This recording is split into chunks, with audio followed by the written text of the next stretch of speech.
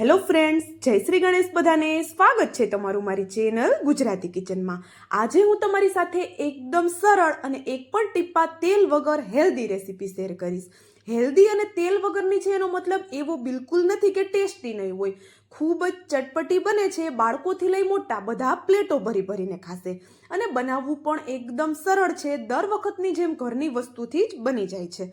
નથી કોઈ મશીનની જરૂર, નથી સ્ટીમરની જરૂર, નથી લોટ બાંધવાનો કે વણવાનું, અને કિચનમાં વધારે વાર ઊભા પણ નહીં રહેવું પડે અને વળી ખાવામાં પણ એકદમ હલકું ફૂલકું છે. તો ગરમી માટે તો બેસ્ટ રેસીપી છે. તો ચાલો બનાવવાનું શરૂ કરીએ. તો એના માટે આપણે અહીંયા એક મિક્સિંગ બાઉલમાં અડધો કપ જેટલા ચોખાના પૌવા લીધા. કોઈ પણ વેરાયટીના ચોખાના પૌવા તમે લઈ શકો છો, મતલબ કે જાડા પાતળા જે પણ ઘરમાં અવેલેબલ છે એનો ઉપયોગ કરી આપણે આ નાસ્તો બનાવી શકીએ છીએ. ચોખાના પૌવા લીધા એટલે આપણે એને વોશ તો કરવાના જ હોય છે. તો આપણે એમાં 1 ગ્લાસ જેટલું પાણી એડ કરી સરસ એવું હાથની મદદથી ઘસી અને 2 થી 3 પાણીથી આપણે એને ધોઈ લેવાના છે. પૌવા આપણા ધોઈ અને અહીંયા રેડી થઈ ગયા છે. તો હવે આપણે એમાં 1/4 કપ જેટલી છાશ એડ કરીએ. જેટલા પૌવા લીધા એના કરતાં અડધી છાશ લેવાની છે. અને જો માપનું તમને જો ધ્યાન ન રહે તો આપણે શું કરવાનું, ચોખાના પૌવા છે એની ઉપર છાશ આવી જાય એટલી છાશ એડ કરી એને સાઈડમાં રાખી દઈએ 5 મિનિટ માટે. 5 મિનિટ પછી જોઈએ તો પૌવા સરસ એવા ફૂલી ગયા છે અને બધી છાશ છે એને એ શોષી લીધી છે. તો ચાલો હવે પૌવા રેડી છે તો એને આપણે એક મિક્સર જારમાં લઈ લઈએ અને આપણે બધા પૌવા છે એને મિક્સર જારમાં પલટાવી લીધા. એમાં બિલકુલ છાશ નથી. તો આપણે હવે પૌવાને પીસવા છે તો શું કરીએ, અત્યારે તમે પીસવા માટે થોડી એવી છાશ કે થોડું એવું પાણી એડ કરી શકો છો. અને છાશ તમે લેતા હોય કે પછી દહીં લેતા હોય, તમે દહીંનો ઉપયોગ પણ કરી શકો છો. છાશ કે દહીં જે પણ લેવું હોય એ આપણે થોડું ખાટું લેવાનું છે તો આપણો નાસ્તો થોડો વધારે ટેસ્ટી બનશે. અને દહીં કે છાશ બંનેમાંથી એક પણ વસ્તુ નથી તો ખાલી પાણીનો ઉપયોગ કરવાનો છે અને અડધા લીંબુનો કે 1 લીંબુનો રસ એડ કરી દેવાનો છે. ચાલો પૌવા છે આપણે થોડું પાણી એડ કરી સરસ એવા પીસી લીધા અને જો આપણે એને એક બાઉલમાં પણ લઈ લીધા. પૌવા છે એને જો હું તમને બતાવી દઉં, આવા દરદરા એવા રહે એ રીતે પીસવાના છે. સાવ એની આપણે પેસ્ટ નથી બનાવવાની. એનું કારણ પણ હું તમને આગળ વિડીયોમાં જણાવું છું. અને હવે આપણો નાસ્તો છે એને એકદમ વધારે ટેસ્ટી બનાવવા માટે અને પૌવા છે એને બાઇન્ડિંગ આપવા માટે આપણે અહીંયા પૌવા કરતાં અડધો રવો લીધો છે. એટલે કે 1/4 કપ જેટલો આપણે રવો લઈ લીધો છે. ઘરની કોઈ પણ વાટકી લઈ એની મદદથી માપ જોવાનું છે એટલે પરફેક્ટ એવો આપણો નાસ્તો પહેલી જ વારમાં બનીને તૈયાર થઈ જશે. હવે પૌવા સાથે આપણે રવાને મિક્સ કરવાનો છે. બિલકુલ પાણી અત્યારે આપણે એડ નથી કરવાનું કારણ કે પૌવા છે એને પહેલેથી આપણે પલાળેલા હતા અને પીસતી વખતે પણ પાણી એડ કરેલું હતું. તો રવો છે સરસ એવો પૌવા સાથે મિક્સ થઈ જશે. હવે આગળ આપને જરૂર લાગશે તો થોડું પાણી એડ કરશું, પણ શરૂઆતમાં પાણી એડ નથી કરવાનું કારણ કે આપણે આ બેટર છે એને આપણે ઠીક જ રાખવાનું છે.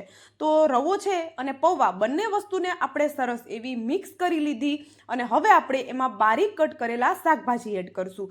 તો શાકભાજીમાં મેં અહીંયા એક નાની સાઈઝની ડુંગળી એકદમ બારીક કટ કરીને લીધી છે અને એક નાની સાઈઝનું ટમેટું જેનો બીનો ભાગ હટાવી અને આપણે એને એકદમ બારીક કટ કરીને લઈ લીધેલું છે. અત્યારે કેપ્સિકમ અવેલેબલ નહોતું એટલે મેં મોડું મરચું લીધું છે, એને પણ બારીક કટ કરીને એડ કરી દીધું. સાથે એક નાની સાઈઝનું તીખું મરચું અને થોડું આદું એડ કરી દીધું. ઘરમાં કોઈ પણ શાકભાજી ન હોય તો ખાલી ડુંગળી અને ખાલી બટેટાથી અથવા તો જે પણ વસ્તુ અવેલેબલ છે એ એક વસ્તુથી પણ તમે આ નાસ્તો બનાવી શકો છો. નોર્મલી ડુંગળી અને બટેટા તો બધાની ઘરે હોય જ છે અને જનરલી ટમેટા પણ બધાના ફ્રીજમાં હોય જ છે. એટલા માટે મેં આ ત્રણેય શાકભાજીનો ઉપયોગ કરેલો છે. હવે બટેટાનું છીણ છે આપણે આદુ ખમણવાની ખમણીથી આપણે એને ખમણી અને 2 થી 3 પાણીથી વોશ કરી અને એડ કરી દીધું અને નાની સાઈઝનું બટેટું લીધું હતું. હવે રેગ્યુલર ઘરના મસાલા એડ કરીએ. મસાલામાં સ્વાદ પ્રમાણે મીઠું, અડધી ચમચી જેટલો લાલ મરચું પાવડર, અડધી ચમચીથી ઓછી હિંગ અને અડધી ચમચીથી 1 ચમચી જેટલો આપણે અહીંયા દાણા જીરું પાવડર એડ કરી દીધો.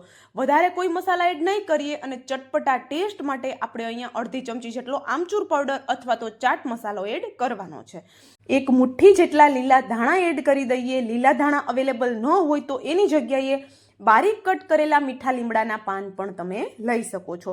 હવે બધા શાકભાજી અને મસાલાને આપણે પલાળેલા મિશ્રણ સાથે એકદમ સરસ એવા મિક્સ કરવાના છે. તો શરૂઆતમાં પાણી વધારે એડ નથી કરવાનું. એનું કારણ એ પણ છે કે શાકભાજી છે એમાંથી પણ પાણી છૂટું પડે છે અને મિશ્રણ છે એને આપણે વધારે ઢીલું નથી કરવાનું, આપણે એને થીક જ રાખવાનું છે. એટલા માટે શાકભાજી મિક્સ કર્યા પછી જો જરૂર લાગે તો થોડું આપણે પાણી એડ કરી શકીએ છીએ. અને પૌવા છે એને દરદરા રાખવાનું કારણ એ છે કે પૌવા છે પલાળેલા છે અને આપણે એને પીસશું એટલે એ થોડા ચીકણા થશે. તો સાવ જો પેસ્ટ બનાવશું તો આપણો નાસ્તો અંદરથી ખાતી વખતે ચીકણો લાગશે. તો એના માટે આપણે દરદરા જો પૌવાને રાખશું તો છે એ સરસ એવા ફૂલશે અને નાસ્તો આપણો અંદરથી સોફ્ટ તો બનશે, સાથે ચીકણો પણ બિલકુલ નહીં લાગે. એટલા માટે પૌવા છે એને આપણે દરદરા જ પીસવાના છે. જરૂર લાગી એટલે 2 ચમચી જેટલું મેં પાણી એડ કરી સરસ એવું મિક્સ કરી લીધું. બસ આટલી જ પ્રોસેસ છે, એમાં મહેનત છે. મતલબ કે 5 જ મિનિટમાં તમે આટલી પ્રોસેસ કરી લેશો. બાકીની પ્રોસેસમાં આપણે કોઈ મહેનત નથી કરવાની.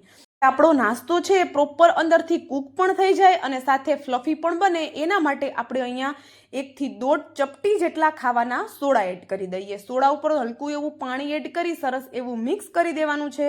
વધારે સોડાનો ઉપયોગ કરવાની કોઈ જરૂર નથી કારણ કે આપણે રવો પણ એડ કરેલો છે અને શાકભાજીનું પ્રમાણ પણ આપણે વધારે રાખેલું છે. હવે આપણે આને સરસ એવું મિક્સ કરી લીધું તો સાઈડમાં આપણે પાણી ગરમ થવા માટે પણ રાખી દેવાનું છે. અહીંયા કોઈ કડાઈમાં આપણે પાણી ગરમ થવા માટે રાખી દીધું અને પછી જ આપણે સોડા એડ કરેલા છે. તો છાશ એડ કરી એના લીધે આપણું બેટર છે એકદમ સરસ એવું ફ્લફી થઈ ગયું છે અને આવું થીક આપણે એને રાખવાનું છે, પાતળું ન થઈ જાય એ વાતનું ખાસ ધ્યાન રાખશું. હવે બેટર રેડી છે તો સાઈડમાં આપણે કોઈ કાણાવાળું વાસણ લઈ લઈએ અને એને આપણે તેલથી સરસ એવું ગ્રીસ કરી લેવાનું છે. તો આપણું વાસણ છે એ ગ્રીસ થાય છે ત્યાં સુધીમાં વિડીયો જો તમને થોડો પણ પસંદ આવતો હોય તો વિડીયોને લાઇક, શેર અને ચેનલ પર જો નવા હોય તો જલ્દીથી ચેનલને સબસ્ક્રાઈબ કરી દેજો આવા જ નવા વિડીયો જોવા માટે. તો જો અહીંયા આપણું પાણી પણ હવે સરસ એવું ગરમ થઈ ગયું. તો પાણી છે એ આપણી જારી છે ને ટચ ન થાય એ માટે નીચેની સાઈડ કોઈ સ્ટેન્ડ રાખી આ રીતે આપણે ઉપર વાસણ રાખી દઈએ કાણાવાળું અને એમાં આપણે ચમચીની મદદથી બટન સાઇઝની નાની ઈડલીઓ આપણે બનાવી લેવાની છે. તો જો અહીંયા ચમચીની મદદથી તમે બનાવી શકો છો, હાથની મદદથી તમે બનાવી શકો છો, તમને જેમ ઇઝી પડે ને એ રીતે તમે બનાવી શકો છો. આ નાસ્તો એટલો ટેસ્ટી બને છે કે તમે મોમોઝ, ઢોકળા બધું ભૂલી જવાના છો. જનરલી ઓઇલ વગરનું બનાવવાની વાત આવે એટલે બધાના મગજમાં પહેલાં ઢોકળા જ આવે છે કારણ કે એ એકદમ હેલ્ધી હોય છે, સાથે એમાં વધારે તેલનો ઉપયોગ પણ નથી થતો. તો એવી જ રીતે ઢોકળા કરતાં કંઈક અલગ બનાવવું ખૂબ સરળ અને સાથે ખાવામાં એના કરતાં પણ ટેસ્ટી જો કંઈક બનાવવું હોય તો આ રેસીપી તમે એકવાર ચોક્કસ ટ્રાય કરી જોજો. તો જો મેં ચમચીથી પણ તમને બનાવીને બતાવી દીધું અને હાથથી જો બનાવવું હોય તમારે તો થોડું વધારે ઇઝી રહેશે.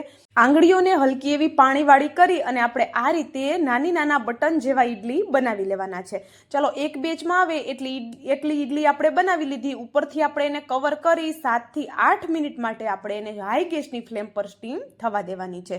8 મિનિટ પછી ખોલીને જોઈએ તો જો એકદમ સરસ એવી ઈડલી ફૂલી ગઈ છે, એનો કલર પણ સરસ એવો ચેન્જ થઈ ગયો છે. તો ઉપરથી ચટપટા ટેસ્ટ માટે તમે મરીનો પાવડર અથવા તો લાલ મરચું પાવડર કે પછી સાંભાર મસાલો પણ સ્પ્રિંકલ કરી શકો છો.